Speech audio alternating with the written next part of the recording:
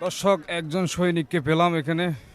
আজকে পহেলা নববর্ষ উপলক্ষে এখানে এসেছেন। ওনার থেকে যদি একটু পহেলা নববর্ষ উপলক্ষে এই মন্দিরে কি জন্য আসা হয়েছে এবং বুদ্ধর কাছ থেকে কি চাওয়া হয়েছে একটু জানবো। কেমন আছেন ভাই? হ্যাঁ ভাই, খুব ভালো আছি। নমস্কার সবাইকে।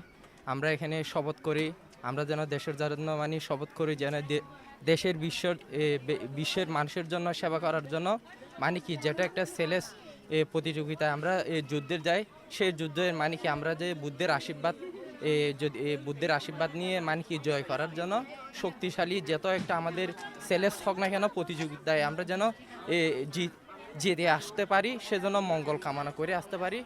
দেশের দেশের মানুষের বিশ্বাসটা রাখার জন্য ওই বুদ্ধের আশীর্বাদটা প্রার্থনা করি, বিশ্বাসী হওয়ার জন্য সব মানুষের জন্য সব মানুষের জন্য বিশ্বাস থাকার জন্য। কিন্তু আমরা একটা